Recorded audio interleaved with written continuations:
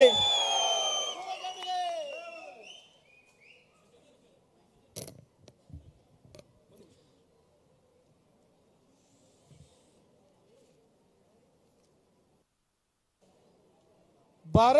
ಮಾತಾ ಕಿ ಸನ್ಮಾನ್ಯ ಮಣ್ಣಿನ ಮಗ HD ದೇವೇಗೌಡರಿಗೆ, ನಮ್ಮೆಲ್ಲರ ಕಣ್ಮಣಿ ಕುಮಾರಣ್ಣನಿಗೆ, ನಮ್ಮೆಲ್ಲರ ರಾಜ್ಯದ ಯುವರಾಜ ನಿಖಿಲ್ ಅಣ್ಣನಿಗೆ, JDS ಪಕ್ಷಕ್ಕೆ, ತೆನೆ ಹೊತ್ತ ಮಹಿಳೆಗೆ, ನಿಮ್ಮೆಲ್ಲರಿಗೂ ಜಯವಾಗಲಿ. ನಮ್ಮೆಲ್ಲ ಬಂಧುಗಳಿಗೆ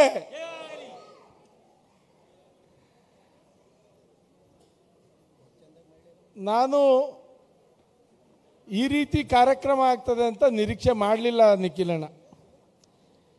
ಈ ಪ್ರಮಾಣದಲ್ಲಿ ಎಲ್ಲರೂ ಬರ್ತಾರೆ ಅನ್ನೋದು ಕಲ್ಪನೆನೂ ನಾನು ಇಟ್ಕೊಂಡಿಲ್ಲಾಗಿದ್ದೆ.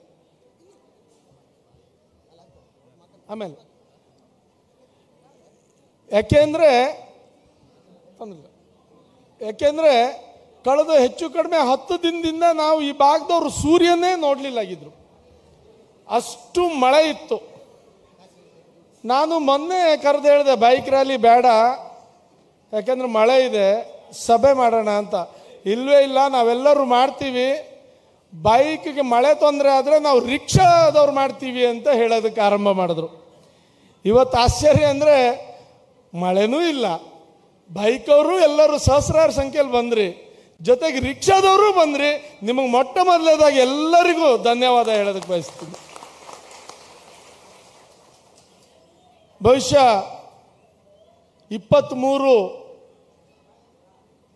23 ಮೇ 13ರಂದು ನಾವು 18 ಸುತ್ತಿನಲ್ಲಿ ಫಸ್ಟ್ 1-2 ಸುತ್ತಲ್ಲಿ ಹೆಚ್ಚು ಕಡಿಮೆ ಇತ್ತು ಬಿಟ್ರೆ 17 ಸುತ್ತು ಲೀಡಲ್ಲಿದ್ದಿ. 17 ಸುತ್ತು ಲೀಡಲ್ಲಿದ್ದಿ. ಒಂದು ಹಂತದಲ್ಲಿ 6,000ವರೆಗೂ ಲೀಡ್ಗೆ ಹೋಗಿ ಕೊನೆ ಸುತ್ತಲ್ಲಿ 1,500 ಲೀಡ್ ಇದ್ದಾಗ ನಮ್ಮೆಲ್ಲ ಕಾರ್ಯಕರ್ತರು ವಿಜಯೋತ್ಸವ ಆಚರಿಸಿದಾಗ 18ನೇ ಸುತ್ತಿನ ಒಳಗಡೆ ಮಾಹಿತಿ ನಾನು ಗೆದ್ದಿದ್ದೆ ಅಂತ. ಆದರೆ ಹೊರಗಡೆ ಒಂದು ದಿಗ್ಭ್ರಮೆ ಇಡೀ ಕಾರ್ಯಕರ್ತರಿಗೆ, ಇಡೀ ಕುಮಟಾ ಹೊನ್ನಾವರ ಜನತೆಗೆ ಆದದ್ದು. ನಾನು ಸೋತೆ ಅನ್ನೋದು ಒಂದು ಶಬ್ದ ಕೇಳಿ ಎಲ್ಲರೂ ದಿಗ್ಭ್ರಮೆಗೊಂಡ್ರು. ಇವತ್ತು ನ್ಯಾಯಾಲಯದ ಕಟಕಟೆಯಲ್ಲಿ ಇದ್ದೀನಿ. 12 ಬೂತ್ ಮಷೀನ್ನೇ ಚೇಂಜ್ ಆದದ್ದು, ದಾಖಲೆಗಳು ಕೋರ್ಟಲ್ಲಿ ಸಬ್ಮಿಟ್ ಆಗಿದೆ. ಅಧಿಕಾರಿಗಳು, ಇಲೆಕ್ಷನ್ ಆಫೀಸರ್ ಯಾರೂ ಅದು ಇಲ್ಲ ಅಂತ ಹೇಳಲಿಲ್ಲ. ನೋಡೋಣ ದೇವ್ರು ಏನು ಮಾಡ್ತಾನೋ, ನ್ಯಾಯಾಲಯ ಏನು ಮಾಡ್ತದೋ, ನಾನು ತಲೆ ಬಾಗ್ತೀನಿ. ಆದರೆ ಅನ್ಯಾಯ ಆದದ್ದೆಲ್ಲೋ ಒಂದು ಕಡೆ ಕಂಡು ಬಂತು. ಇಂಥ ಸಂದರ್ಭದಲ್ಲಿ ಯಾವ ಸಂದರ್ಭ ಅಂದರೆ ನಾವು ಒಂದು ಚುನಾವಣೆ ಎದುರಿಸಿದ್ದು ಅಂದರೆ ಬಹುಶಃ 13ನೇ ತಾರೀಕಿಂದ ನಾಮಿನೇಷನ್ ಸ್ಟಾರ್ಟು. ಕುಮಾರಣ್ಣ ಹೆಲಿಕಾಪ್ಟ್ರಲ್ಲಿ 12ನೇ ತಾರೀಕಿಗೆ ಇಲ್ಲಿ ಬಂದಿದ್ದರು. ಬಂದಂಥ ಸಂದರ್ಭದಲ್ಲಿ ಸಾವಿರಾರು ಸಂಖ್ಯೆಯಲ್ಲಿ ಕಾರ್ಯಕರ್ತರು ಬಂದು ಕಾರ್ಯಕ್ರಮನ ಅದ್ಭುತವಾಗಿ ಮಾಡಿಕೊಟ್ರು. ಚುನಾವಣೆ ಸಂದರ್ಭದಲ್ಲಿ ಕುಮಾರಣ್ಣ ಇಡೀ ರಾಜ್ಯ ಪ್ರವಾಸ ಮಾಡೋದ್ರಿಂದ, ನಿಖಿಲಣ್ಣನೂ ಬೇರೆ ಬೇರೆ ಕಡೆ ಹೋಗೋದ್ರಿಂದ ನನಗೆ ಆ ಚುನಾವಣೆ ಸಂದರ್ಭದಲ್ಲಿ ಒಂದ್ಸಲ ಬಂದುಬಿಟ್ಟಿದ್ರೆ, ಕುಮಾರಣ್ಣ ಯಾವಾಗೂ ಹೇಳ್ತಾರೆ, ನಾನೇನಾದರೂ ಮತ್ತೊಂದು ಸಲ ಕುಮಟಾ ಕ್ಷೇತ್ರಕ್ಕೆ ಬಂದುಬಿಟ್ಟಿದ್ರೆ ಇವತ್ತು ನಾನು ಸೂರಜ್ನ MLA ಕುಳಿಸ್ಕೊಂತಿದ್ದೆ ಅನ್ನೋ ಒಂದು ನೋವು ಇವತ್ತವರೆಗೂ ಕುಮಾರಣ್ಣನಲ್ಲಿದೆ. ನನಗೂ ಅದಾದಮೇಲೆ ಯಾಕೆಂದರೆ ನನಗೆ ಗೊತ್ತು ಈ ಕ್ಷೇತ್ರದಲ್ಲಿ ಯಾವ ರೀತಿ ಒಂದು ಸ್ಪಿರಿಟ್ಟು ಈ ಪಕ್ಷದ ಮೇಲೆ ನನ್ನ ಮೇಲಿದೆ ಅನ್ನೋದು ನನಗೆ ಚೆನ್ನಾಗಿ ಗೊತ್ತಿದೆ. ಅದಾದಮೇಲೆ ಒಂದ್ಸಲ ಕುಮಾರಣ್ಣಗೆ ಬಂದು ಹೋಗಬೇಕು ಅಂದಿದ್ದೆ, ಬರ್ತೀನಿ ಅಂತೂ ಹೇಳಿದರು. ಆದರೆ ಇವತ್ತು ಅವರು ರಾಷ್ಟ್ರ ನಾಯಕರಾಗಿ ಕೂತಿದ್ದಾರೆ. ಇವತ್ತು ಸನ್ಮಾನ್ಯ ದೇವೇಗೌಡರ ಆಶೀರ್ವಾದದಿಂದ, ನಿಮ್ಮೆಲ್ಲ ಕನ್ನಡ ಜನತೆಯ ಆಶೀರ್ವಾದದಿಂದ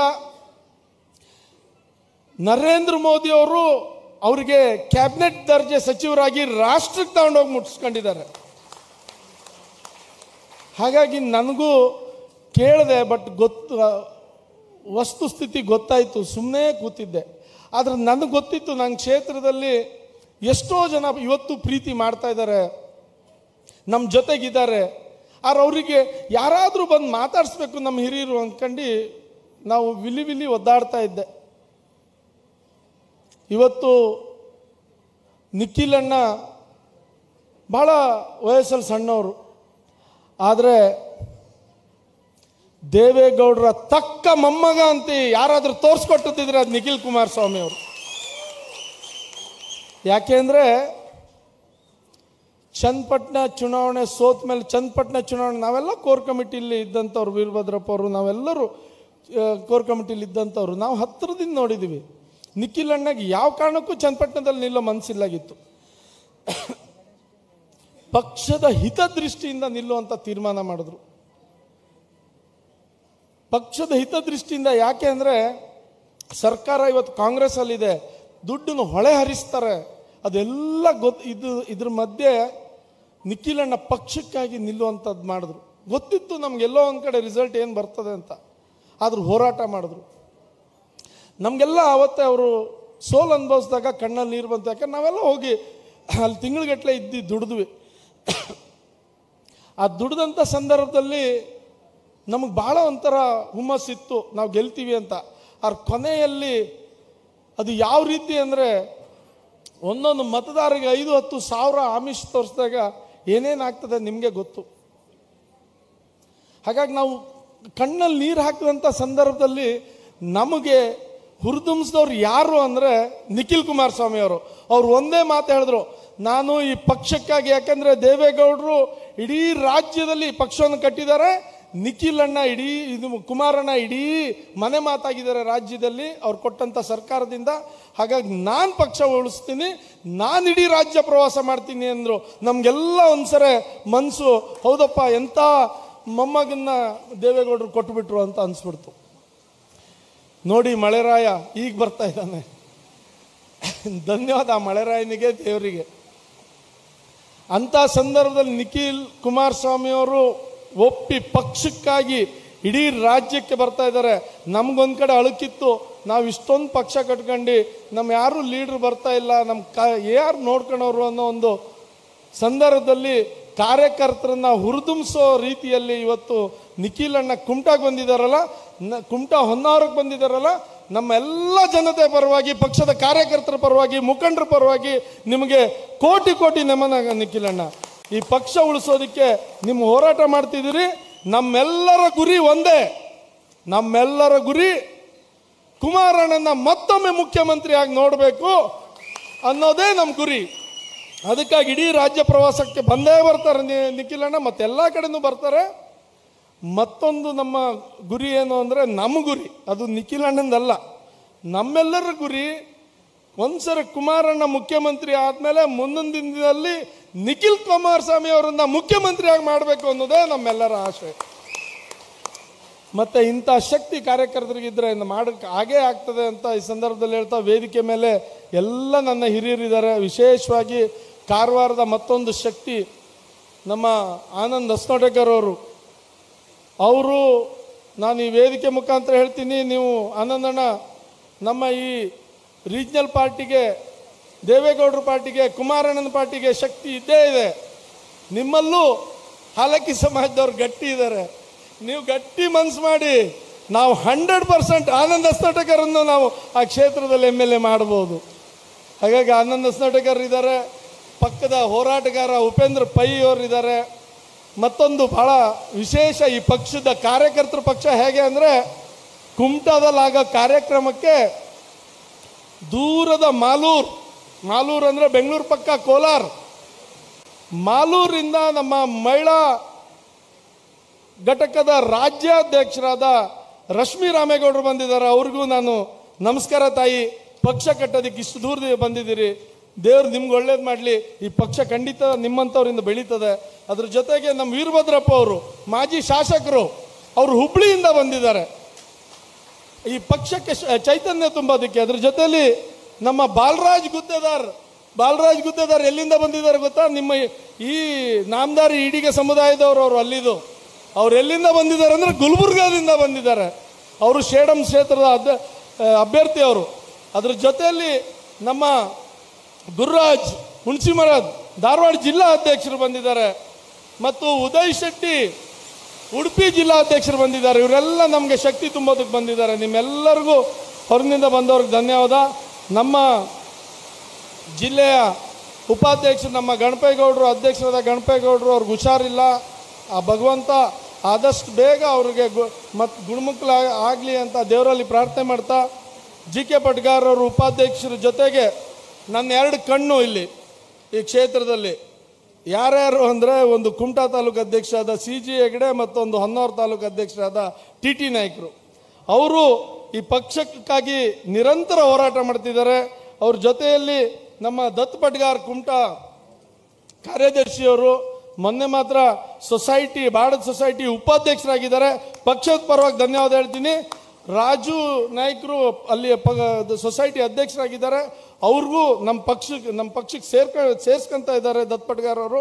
ಅವರಿಗೂ ನಾನು ಈ ಸಂದರ್ಭದಲ್ಲಿ ಅಭಿನಂದನೆ ಸಲ್ಲಿಸ್ತೀನಿ. ಮತ್ತು ಸುಬ್ರಾಯ್ ಗೌಡರು ಶ್ರೀಪಾದ್ ನಾಯ್ಕರು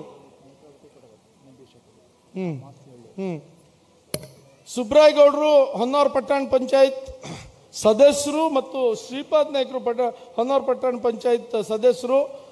ಅವರು ಒಂದು ಹೊನ್ನಾವರ ಭಾಗದಲ್ಲಿ ನಮ್ಮ ಶಕ್ತಿಯವರು, ಹಾಲಕ್ಕಿ ಸಮಾಜದ ಉದ್ಯೋನ್ಮುಖ ಮುಖಂಡ ನಮ್ಮ ಸುಬ್ರಾಯ್ ಗೌಡರು. ಅವರಿಗೂ ನಾನು ಈ ಸಂದರ್ಭದಲ್ಲಿ ಧನ್ಯವಾದ ಹೇಳ್ತೀನಿ. ಶ್ರೀಪಾದ್ ನಾಯ್ಕರಿದ್ದಾರೆ, ಉದಯ್ ಗೌಡರಿದ್ದಾರೆ.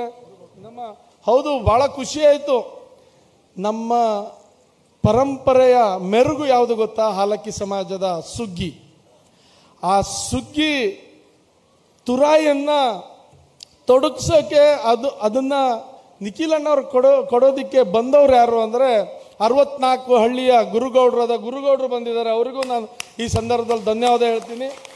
ಜೊತೆಗೆ ನನ್ನೆಲ್ಲ ಪಕ್ಷದ ಮೊಯ್ನಿ ನಾಯ್ಕ್ ಮಹಿಳಾ ಅಧ್ಯಕ್ಷರು ಬಂದಿದ್ದಾರೆ, ರೋಷನ್ ಬಾವಜಿ ಬಂದಿದ್ದಾರೆ. ಮತ್ತೆಲ್ಲರ ಹೆಸರು ದಯಮಾಡಿ ನಾನು ಹೇಳೋದಿಲ್ಲ, ಲೇಟ್ ಆಗಿದೆ, ಮತ್ತೆಲ್ಲರೂ ಮಾತಾಡಬೇಕು. ನಾನು ಕ್ಷಮೆ ಕೇಳ್ತೀನಿ ನನ್ನೆಲ್ಲ ಬಾಕಿ ಮುಖಂಡರಿಗೆ. ಯಾಕೆಂದರೆ ನನ್ನ ಕ್ಷೇತ್ರ, ನಾನು ಒಂದೆರಡು ಮಾತು ಆಡಲೇಬೇಕಾಗ್ತದೆ. ಒಂದಿಷ್ಟು ಲೀಡರ್ಸ್ಗೆ ಅವಕಾಶ ಕೊಡ್ತೀವಿ, 2 ನಿಮಿಷ ಮಾತಾಡಬೇಕು ಅಂತ ಕೈ ಮುಗಿದು ಕೇಳ್ಕೊಂತೀನಿ. ಅಷ್ಟು ದೂರದಿಂದ ಬಂದಿದ್ದೀರಿ, 1-2 ಮಾತಾಡೋಕ್ಕೆ ಅವಕಾಶ ಕೊಡ್ತೀವಿ. ನಿಖಿಲ್ ಅಣ್ಣವ್ರ ಮಾತು ನಾವೆಲ್ಲರೂ ಕೇಳಬೇಕು. ಒಂದು ನಿಖಿಲ್ ಅಣ್ಣವ್ರಿಗೆ ಹೇಳೋದಕ್ಕೆ ಬಯಸ್ತೀನಿ, ಕುಮಟಾ ಕ್ಷೇತ್ರ. ಯಾಕಂದ್ರೆ ನೀವು ಪ್ರಥಮ ಬಾರಿಗೆ ಇವತ್ತು ಕುಮಾರಣ್ಣನ ಶಿಫಾರಸ್ ಮೇಲೆ ಕುಮಾರಣ್ಣ ಕುಮಟಾಕ್ಕೆ ಬರಲೇಬೇಕು, ಹೋಗಲೇಬೇಕು ಅಂತೇಳಿ ಕಳಿಸೋದಕ್ಕೆ ನಾನು ಕುಮಟಾ ಹೊನ್ನಾವರ ಕ್ಷೇತ್ರದ ಬಗ್ಗೆ ಒಂದು ಮಾತು ಹೇಳೋದಕ್ಕೆ ಬಯಸ್ತೀನಿ. ಹಲವಾರು ವರ್ಷದಿಂದ ಇಲ್ಲಿ ಜನತಾ ಪರಿವಾರ ಇತ್ತು. ಜನತಾ ಪರಿವಾರದಿಂದ NH ಗೌಡರು ಶಾಸಕರಾಗಿದ್ದರು. ನಂತರ ಜನತಾ ಪರಿವಾರ ಒಡೆದ ಮೇಲೆ ಬಡವ ಆಯಿತು ಪಕ್ಷ. ಆದರೆ ನಾಗೇಶ್ ಗೌಡರು ಆ ಸಂದರ್ಭದಲ್ಲಿ ಅದಕ್ಕಿಂತ ಮೊದಲೇ ನಾಗೇಶ್ ಗೌಡರು ಬಂದು ಆ ಪಕ್ಷ ಚೈತನ್ಯ ಹುರಿದುಂಬಿಸಿದ್ರು. 10,000ಕ್ಕಿಂತ ಹೆಚ್ಚು ಮತ ತಗೊಂಡು ಆ ಪಕ್ಷಕ್ಕೆ ಒಂದು ಶಕ್ತಿಯನ್ನು ತುಂಬಿದ್ರು. ನಂತರ ಬಂದವರು ಏನು ಮಾಡಿದ್ರು ಅಂದರೆ ಪಕ್ಷದ ಶಕ್ತಿ ತಗೊಂಡು ತಾವು ಶಕ್ತಿ ತುಂಬಿ ಶಾಸಕರಾಗಿ ಆಮೇಲೆ ಬಿಟ್ಟು ಹೋಗ್ಬಿಟ್ಟು ಹಂಗೊಂದೆರಡು ಕಡೆ ಆಗಿದೆ. ಆದರೆ ಈ ಪಕ್ಷಕ್ಕೆ ಯಾವ ರೀತಿ ಆಯಿತು ಅಂದರೆ ಹೆಚ್ಚು ಅಂದರೆ 35,000 ಮತ ತಗೊಂಡಂಥದ್ದು ಈ ಪಕ್ಷ. 30,000 ಮತ ತಗೊಂಡು ಈ ಪಕ್ಷ ಗೆದ್ದು 22 ಓಟಲ್ಲಿ ಗೆದ್ದು ಆಮೇಲೆ 36,000ದವರೆಗೂ ಹೋಗಿತ್ತು. 24, 22, 18 ಕಳೆದು ನಾನು 23 ಚುನಾವಣೆ ಅಲ್ಲ 18 ಚುನಾವಣೆಯಲ್ಲಿ ಈ ಪಕ್ಷ 16,000 ಚಿಲ್ಲರೆಗೆ ಬಂದ್ಬಿಡ್ತು. 16,000 ಮತಕ್ಕೆ ಬಂದ್ಬಿಡ್ತು. ಆ ಸಂದರ್ಭದಲ್ಲಿ ನಂತರ ಮುಖ್ಯಮಂತ್ರಿ ಆದವರು ನಮ್ಮೆಲ್ಲರ ನೆಚ್ಚಿನ ನಾಯಕ ಕುಮಾರಣ್ಣ. 19ರಲ್ಲಿ ಲೋಕಸಭೆ ಚುನಾವಣೆಯಲ್ಲಿ ಅಸ್ನೋಟೇಕರ್ ಅವರು ಕುಮಾರಣ್ಣಗೆ ಕರ್ಕೊಂಡು ಬಂದರು. ಯಾಕಂದ್ರೆ ಅಭ್ಯರ್ಥಿ ಆಗಿದ್ರು, ಅವರು ಲೋಕಸಭೆ ಅಭ್ಯರ್ಥಿ ಆಗಿದ್ರು. ಆ ಕರ್ಕೊಂಡು ಬಂದಂಥ ಸಂದರ್ಭದಲ್ಲಿ ನಾನು 18ರಲ್ಲಿ ನನಗೆ ಬೇರೆ ಪಕ್ಷ ಅದು ನನಗೆ ಟಿಕೆಟ್ ಕೊಡದೆ ನಾನು ಜೈಲಿಗೆ ಹೋದಂಥ ಸಂದರ್ಭ ಇದೆಲ್ಲ ನಿಮ್ಗೆ ಗೊತ್ತಿರೋದು, ಅದ್ರ ಬಗ್ಗೆ ವಿಶ್ಲೇಷಣೆ ಮಾಡೋದಿಲ್ಲ. ನನಗೆ ಸ್ವಾಭಿಮಾನಕ್ಕೆ ಧಕ್ಕೆ ಆದಾಗ ನಿತ್ಯ 21,000 ತಗೊಂಡಿದ್ದೆ. ರಾಜಕಾರಣ ಯಾಕಂದರೆ ಮನೆ ಕಟ್ಟದಂಥದ್ದು ನಾನು, ಇವತ್ತು ಯಾರೋ ಉಳಿದು ವಾಸ ಮಾಡ್ತಾ ಇದ್ದಾರೆ. ಇಡೀ ಆ ಮನೆ ಕಟ್ಟಿ ನನ್ನ ಹೆಂಡತಿನೂ ನಿಲ್ಲಿಸಿ ಜಿಲ್ಲಾ ಪಂಚಾಯತ್ ಮೆಂಬರ್ ಮಾಡಿ ಆ ಪಕ್ಷಕ್ಕೆ ಜಿಲ್ಲಾ ಪಂಚಾಯತ್ ಮೆಂಬರೂ ಇಲ್ಲಾಗಿತ್ತು. ಇಷ್ಟೆಲ್ಲ ಮಾಡಿ ಆ ಮೊದಲೇ ಒಂದು ಕಾಲದಲ್ಲಿ MLA ಆಗಿತ್ತು, ಬಟ್ ಆ ಪಕ್ಷ ಬಿದ್ದೋಗಿತ್ತು. ಅದನ್ನು ಕಟ್ಟಿ ಬೆಳೆಸಿ ಈ ಮಟ್ಟಕ್ಕೆ ತಂದ ಮೇಲೆ ನನ್ನನ್ನು ಕಡೆಗಣಿಸಿ ಒಂದೇ ಒಂದು ಎಲ್ಲರೂ ಸೇರಿ ಹಿಂದೂ ಹುಲಿ ಅಂತ ಕರೆದುಕೊಳ್ಳೆ ನನ್ನ ಪಕ್ಷದಿಂದ ಸೈಡ್ ಇಟ್ಟು ಟಿಕೆಟ್ ನಿರಾಕರಿಸಿರುವ ಒಂದಿಷ್ಟು ಲೀಡರ್ಗಳು, ಮಹಾನ್ ಲೀಡರ್ಗಳು ಇವತ್ತು ಎಲ್ಲಿದ್ದಾರೆ ಗೊತ್ತಿಲ್ಲ. ಅವರೆಲ್ಲ ತಪ್ಪಿಸೋದಕ್ಕೆ ನಾನು ಅವತ್ತೇ ಚುನಾವಣೆಯಲ್ಲಿ ಸ್ವತಂತ್ರವಾಗಿ ನಿಂತು 21,000 ಮತ ತಗೊಂಡೆ, ಹೋರಾಟ ಮಾಡಿದೆ. ಅದನ್ನೆಲ್ಲ ಗಮನಿಸಿದಂಥ ಕುಮಾರಸ್ವಾಮಿಯವರು ನನ್ನ ಪಕ್ಷಕ್ಕೆ ಮತ್ತೆ ತಗೊಂಡ್ರು ಮುಖ್ಯಮಂತ್ರಿ ಇದ್ದಾಗ. ನಾನೇನಾದರೂ ಇವತ್ತೇ ಈ ಮಟ್ಟಕ್ಕೂ ಮುಂದಿನ ದಿನದಲ್ಲಿ ಈ ಮಟ್ಟಕ್ಕೆ ಬೆಳೆದಿದ್ದೀನಿ ಅಂದರೆ ಅದು ಕುಮಾರಣ್ಣನ ಆಶೀರ್ವಾದ ಅಂತ ಹೇಳೋದಕ್ಕೆ ಬಯಸ್ತೀನಿ ನಾನು. ಕುಮಾರಣ್ಣ ನನ್ನ ಪಾಲಿಗೆ ದೇವರು. ಅವರು ಬಂದು ಹುರಿದುಂಬಿಸಿದ್ರು, ನೀನು ಯುವಕರು ನಿನ್ನ ಪರವಾಗಿದ್ದಾರೆ, ನೀನು ಮುಂದೋಗು, ನಿನ್ನ ಜೊತೆಗೆ ನಾವಿರ್ತೀವಿ ಅಂದರು. ಹಾಗೇ ಇದ್ದಾರೆ, ಇವತ್ತವರೆಗೂ ಹಾಗೇ ಇದ್ದಾರೆ. 23ರಲ್ಲಿ ಬಹುಶಃ ನಾನು ಗೆಲ್ತೀನಿ ಅನ್ನೋ ಭಾವನೆ ಎಲ್ಲಾಗಿತ್ತೇನೋ, ನಾನು ಗೆಲ್ತೀನಿ ಅನ್ನೋ ಭಾವನೆ ಇದ್ದರೆ ನಾನು ಗೆದ್ದೋಗ್ಬಿಡ್ತಿದ್ದೆ. ಆದರೆ ಕುಮಾರಣ್ಣ ಕೊಟ್ಟಂಥ ಸಹಕಾರ ಇವತ್ತು 30-35 ಸಾವಿರಕ್ಕೆ ಒಂದು ಸಂದರ್ಭದಲ್ಲಿ ಮತಗಳು ಈ ಪಕ್ಷಕ್ಕೆ ಬಂದಂಥದ್ದು. ಆದರೆ 18 ಚುನಾವಣೆಯಲ್ಲಿ 16-17 ಸಾವಿರ ಇದ್ದಂಥದ್ದು ನಿಮ್ಮೆಲ್ಲರ ಆಶೀರ್ವಾದದಿಂದ, ಕುಮಾರಣ್ಣನ ಆಶೀರ್ವಾದದಿಂದ ಈ ಪಕ್ಷ 59,000 ಮತಕ್ಕೆ ಹೋಯಿತು. ನಿಮ್ಮೆಲ್ಲರ ಆಶೀರ್ವಾದ ಕಾರಣ ಆಯಿತು. ಕೇವಲ 676 ಮತದಲ್ಲಿ ನಾವು ಸೋಲು ಅನುಭವಿಸ್ಬೇಕಾಯ್ತು. ಅದ್ರ ಸೋತ ಮೇಲೂ ಈ ಪಕ್ಷವನ್ನು ಬಿಡ್ತಾ ಇಲ್ಲಲ್ಲ, ನೀವು ನನ್ನನ್ನು ಬಿಡ್ತಾ ಇಲ್ಲಲ್ಲ, ಅದೇ ನಮ್ಗೆ ಸಮಾಧಾನ. ಇಷ್ಟು ಹೇಳ್ತಾ ನಾನು ಹೆಚ್ಚೇನೂ ಹೇಳೋದಿಲ್ಲ. ಕುಮಾರಣ್ಣ ಮುಖ್ಯಮಂತ್ರಿ ಆಗಲೇಬೇಕು ಅನ್ನೋ ನಮ್ಮೆಲ್ಲರ ಒಂದು ಕನಸಿದೆ. ಇವತ್ತು ಸಿದ್ದರಾಮಯ್ಯನ ಸರ್ಕಾರ ಭ್ರಷ್ಟ ಸರ್ಕಾರ, ಎಂಥ ಸುಳ್ಳು ಹೇಳೋ ಸರ್ಕಾರ ಅಂದರೆ ಇದು. ಇವತ್ತು ನೋಡಿ ಅವ್ರ ಬಜೆಟ್ಟು 4 ಲಕ್ಷದ ಬಜೆಟ್ ಘೋಷಣೆ ಮಾಡ್ತಾರೆ. 4 ಲಕ್ಷದ 2 ಕೋಟಿ ಅಲ್ಲ, 4 ಲಕ್ಷದ 12 ಸಾವಿರ ಕೋಟಿ. ಅದರೊಳಗೆ 56,000 ಈ ಫ್ರೀ, ಎಲ್ಲ ಫ್ರೀ, ಮಹಿಳೆಯರು ಫ್ರೀ, ಅವರು ಫ್ರೀ ಅಂತ 56,000 ಕೋಟಿ ಇಟ್ಟಿದ್ದೀನಿ ಅಂತಾರೆ. ಅದಕ್ಕೆ 56,000 ಕೋಟಿ ಇಟ್ಟದ್ದನ್ನ ಇಡೀ ಬಾಕಿ ಎಲ್ಲದಕ್ಕೂ ಕೆಲಸ ಇಲ್ಲ. ಇವತ್ತು ರಸ್ತೆ ಸರಿ ಆಗ್ತಾ ಇಲ್ಲ, ಯಾವುದೂ ಕಾಮಗಾರಿ ಆಗ್ತಾ ಇಲ್ಲ, ಅಭಿವೃದ್ಧಿ ಕೆಲಸ ಆಗ್ತಿಲ್ಲ. ಇದನ್ನ ನಾವು ಹೇಳ್ತಾ ಇಲ್ಲ, ಅವ್ರ ಪಕ್ಷದವರು ಹೇಳ್ತಿದ್ದಾರೆ, ಅವ್ರ ಪಕ್ಷದ ಶಾಸಕರು ಹೇಳ್ತಿದ್ದಾರೆ, ಅವ್ರ ಪಕ್ಷದ ಮಂತ್ರಿಗಳು ಹೇಳ್ತಾ ಇದ್ದಾರೆ. 15% 14-15% ಬಜೆಟ್ ಗಾತ್ರದ್ದು ದುಡ್ಡು ಕೊಟ್ಕೊಂಡು ಸಿದ್ದರಾಮಯ್ಯ ಅವರು ಏನಂತಿದ್ದಾರೆ ಅಂದರೆ, ಸಿದ್ದರಾಮಯ್ಯ ಅವರು ಬಾಕಿದಕ್ಕೆ ಅಭಿವೃದ್ಧಿಗೆ ದುಡ್ಡಿಲ್ಲ ಅಂತಾರೆ. ಅದೇ ನಮ್ಮ ಕುಮಾರಣ್ಣ 2018ರಲ್ಲಿ ಏನು ಸರ್ಕಾರ ರಚನೆ ಮಾಡಿ 2 ಲಕ್ಷದ ಬಜೆಟ್ ಗಾತ್ರ ಮಾಡಿ 36,000 ಕೋಟಿ ರೈತರಿಗೆ ಸಾಲ ಮನ್ನಾ ಮಾಡಿದ್ರಲ್ಲ, ಅದು 17% ಇದ್ರದ್ದು ಗಾತ್ರದ್ದು, ಬಜೆಟ್ ಗಾತ್ರದ್ದು. ಆದರೆ ಎಲ್ಲೂ ಅಭಿವೃದ್ಧಿ ಕಡಿಮೆ ಮಾಡಲಿಲ್ಲ, ಎಲ್ಲ ಕಡೆ ಎಲ್ಲೂ ರೇಟ್ ಹೆಚ್ಚು ಮಾಡಲಿಲ್ಲ. ಇವತ್ತು ಯಾವ ಪರಿಸ್ಥಿತಿ ಸಿದ್ದರಾಮಯ್ಯ ಅವರು ಮಾಡಿದ್ದಾರೆ ಅಂದರೆ, ಒಂದು ಮನೆಗೆ ಹೆಚ್ಚು ಕಡಿಮೆ 4,000 ಟ್ಯಾಕ್ಸ್ ಹೆಚ್ಚು ಮಾಡಿ 2,000 ಕೊಡ್ತಾ ಇದ್ದಾರೆ ಅಷ್ಟೇ. ಅದು ಬಿಟ್ಟರು ಮತ್ತೇನು ಮಾಡ್ತಿಲ್ಲ. ಆ 2,000ದಲ್ಲೂ ಅವ್ರು ಸರ್ಕಾರ ನಡ್ಸೋಕ್ಕಾಗ್ತಿಲ್ಲ, ಯಾವ ಅಭಿವೃದ್ಧಿ ಕಾಮಗಾರಿನೂ ಮಾಡೋಕ್ಕಾಗ್ತಿಲ್ಲ. ಯಾಕೆ ಗೊತ್ತೇನು? ಎಲ್ಲ ದುಡ್ಡು ಲೂಟಿ ಹೊಡೆಯಕ್ಕೆ ಹೋಗ್ತಾ ಇದೆ. ಅದು ಎಲ್ಲ ಫಂಡ್, SC ಫಂಡ್ ಇರ್ಬೋದು, ಎಲ್ಲ ಥರದ ಫಂಡಲ್ಲೂ ಲೂಟಿ ಹೊಡೆಯುವಂಥದ್ದು ಏನಾದರೂ ಆಗ್ತಾ ಇದೆ ಅಂದರೆ ಅದು ಸಿದ್ದರಾಮಯ್ಯನ ಸರ್ಕಾರದಲ್ಲಿ ಆಗ್ತಾ ಇದೆ. ಅದಕ್ಕಾಗಿ ನಾನು ಈ ಮತದಾರರಲ್ಲಿ, ಈ ಕ್ಷೇತ್ರದಲ್ಲಿ, ಈ ಕನ್ನಡ ಜನತೆಯಲ್ಲಿ ಹೇಳೋದು, ಕುಮಾರಣ್ಣ ಮತ್ತೆ ಬರಬೇಕು. ಬಡವರ ಪರವಾಗಿ, ರೈತರ ಪರವಾಗಿ, ಮೀನುಗಾರರ ಪರವಾಗಿ ಏನಾದರೂ ಇದ್ದಾರೆ ಅಂದರೆ ಅದು ಕುಮಾರಣ್ಣ, ದೇವೇಗೌಡರ ಮಗ ಕುಮಾರಣ್ಣ, ಅವ್ರ ಸರ್ಕಾರ ಬರಬೇಕು. ಆ ನಿಟ್ಟಿನಲ್ಲಿ ನಾವೆಲ್ಲರೂ ಹೋರಾಟ ಮಾಡೋಣ. ಮುಂದಿನ ದಿನದಲ್ಲಿ ಒಂದು ನಿಖಿಲಣ್ಣ, ನಾನು ಇವತ್ತೇ ನನಗೆ ಸಮಾಧಾನ ಆಗಿದೆ. ನಾನು ಸೋತ ಮೇಲೆ ಜನ ಎಲ್ಲೋ ಬಿಟ್ಟು ಹೋಗ್ತಾರೆ ಅನ್ನೋ ಒಂದು ಹೆದರಿಕೆ ಇತ್ತು ನನಗೆ. ನಾನು ಅದಕ್ಕೆ ಕುಮಾರಣ್ಣಗೆ ಹೇಳ್ತಿದ್ದೆ, ಬಂದೋಗೋಣ, ಒಂದ್ಸರಿ ಬಂದೋಗು ಅಂತ. ಆದರೆ ಇವತ್ತು ಈ ಮಳೆಯಲ್ಲೂ ಇಷ್ಟೆಲ್ಲ ರೆಡ್ ಅಲರ್ಟ್ ಇದ್ದಾಗೂ ನನಗೆ ಬೆಳಗ್ಗೆ ನಿಖಿಲಣ್ಣ ಹುಬ್ಳಿ ಏರ್ಪೋರ್ಟಿಂದ ಬರ್ಬೇಕಾದ್ರೆ ಹೇಳಿದ್ರು, ರೆಡ್ ಅಲರ್ಟ್ ಇದೆಯಲ್ಲಣ್ಣ, ಯಾಕೆ ರೋಡ್ ಶೋ ಮಾಡ್ತೀಯಾ ಅಂದರು. ಇಲ್ಲ ನನಗೆ ಯುವಕರು ಕೇಳ್ತಿಲ್ಲ, ಮಾಡೇ ಮಾಡ್ತೀನಿ ಅಂತ ಹೇಳಿದ್ರು. ಆದರೆ ಇವತ್ತು ನೀವೆಲ್ಲ ಕೊಟ್ಟಂಥ ಪ್ರೋತ್ಸಾಹ ನೋಡಿದ್ರೆ 23ರಲ್ಲಿ ಏನು ಒಂದು ಸ್ಪಿರಿಟಲ್ಲಿ ನೀವು ಕೆಲಸ ಮಾಡಿದ್ರಿ, ಅದೇ ಒಂದು ಹುಮ್ಮಸ್ಸು ಸ್ಪಿರಿಟ್ ಇಟ್ಟಿದ್ದೀರಿ ಅನ್ನೋದು ನನಗೆ 100% ಗ್ಯಾರಂಟಿ ಆಯಿತು ಇವತ್ತೇ. ನಿಮ್ಗೆ ನಿಖಿಲಣ್ಣಗೆ ಒಂದು ಮಾತು ಹೇಳ್ತೀನಿ, ಕುಮಾರಣ್ಣಗೆ, ನಮ್ಮೆಲ್ಲರ ಮಣ್ಣಿನ ಮಗ ದೇವೇಗೌಡರಿಗೆ ನೀವು ಹೇಳೋಕ್ಕಡ್ಡಿಲ್ಲ. ನನ್ನ ನಿಖಿಲಣ್ಣ, ಮುಂದಿನ ಚುನಾವಣೆ 28ರಲ್ಲಿ JDS ಪಕ್ಷದ ಗೆಲುವು ನಿಶ್ಚಿತ ಅನ್ನೋದು, ಅದ್ರ ಬಗ್ಗೆ ಸಂದೇಹನೇ ಇಲ್ಲ. ನಾವು ಇಲ್ಲಿಂದ ಒಂದು ಕೊಡುಗೆ ಕೊಡ್ತೀವಿ ಅಂತ ಹೇಳ್ತಾ ಬಂದಂಥ ಎಲ್ಲ ನನ್ನ ಮಾಧ್ಯಮ ಮಿತ್ರರಿಗೆ ಧನ್ಯವಾದ. ನಿಮಗೆ ನಿಮಗೂ ಕಷ್ಟ ಆಗಿದೆ, ಮಾಧ್ಯಮದವ್ರಿಗೂ ಅಲ್ಲಿ ಕೂತ್ಕೊಳ್ಳೋಕೆ ಕಷ್ಟ ಆಗಿದೆ. ನನ್ನ ಯುವ ಮಿತ್ರರು ಹೊರಗಿದ್ದಾರೆ, ದಯಮಾಡಿ ಸಹಕರಿಸಬೇಕು. ನಿಮ್ಮ ಪ್ರೀತಿ ವಿಶ್ವಾಸದಿಂದನೇ ನಾನು ಈ ಮಟ್ಟಕ್ಕೆ ಬೆಳೆದಂಥವನು.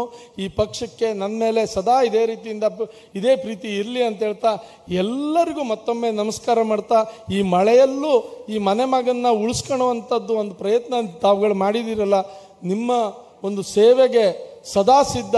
ನಾನು ಸೋತರು ಮನೇಲಿ ಕೊಳ್ಳಿಲ್ಲ, ಯಾವಾಗೂ ನಿಮ್ಮ ಪರವಾಗಿ ನಿಮ್ಮ ಜೊತೆಗೆ ಎಲ್ಲ ಕಡೆ ಓಡಾಡ್ತಾ ಇದ್ದೆ. ನಾನು ನಿಮ್ಮ ಪ್ರೀತಿ ವಿಶ್ವಾಸ ಇದೇ ರೀತಿ ಇಟ್ಕೊಂಡು ನಾನು ಸೇವೆ ಮಾಡೋ ಒಂದು ಅಭಿಲಾಷೆ ಇಟ್ಕೊಂಡಿದ್ದೀನಿ. ಆ ಸೇವೆಗೆ ಅವಕಾಶ ಕೊಡಬೇಕು ಅಂತ ಹೇಳ್ತಾ ಎಲ್ಲರಿಗೂ ಅನಿಸ್ತಾ ನನ್ನ ಮಾತನ್ನು ಮುಗಿಸ್ತೀನಿ. ನಮಸ್ಕಾರ.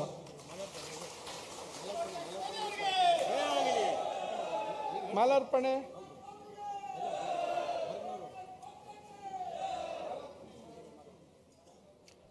ಸೋಲದೆ ಗೆದ್ದರೆ ಮಂದಹಾಸ, ಸೋತು ಗೆದ್ದರೆ ಇತಿಹಾಸ ಎನ್ನುವಂತ ಒಂದು ಇತಿಹಾಸವನ್ನ ಸೃಷ್ಟಿ ಮಾಡಲಿಕ್ಕೆ ಹೊರಟಿರುವಂತ ನಮ್ಮ ನಿಮ್ಮೆಲ್ಲರ ನೆಚ್ಚಿನ ನಾಯಕರು, ಯುವಕರ ಕಣ್ಮಣಿ ಶ್ರೀ ಸೂರಜ್ ನಾಯ್ಕ್ ಸೋನಿ ಅವರ ನುಡಿಗಾಗಿ ಅಭಿನಂದನೆಗಳನ್ನ ತಿಳಿಸಿಕೊಡ್ತಾ ಇದ್ದೇವೆ. ಅದೇ ರೀತಿಯಾಗಿ ಶ್ರೀಯುತ ನಿಖಿಲ್ ಕುಮಾರ್ ಸ್ವಾಮಿ ಸರ್ ಅವರಿಗೆ ನಮ್ಮ ಅಂಕೋಲಾ ಕಾರವಾರ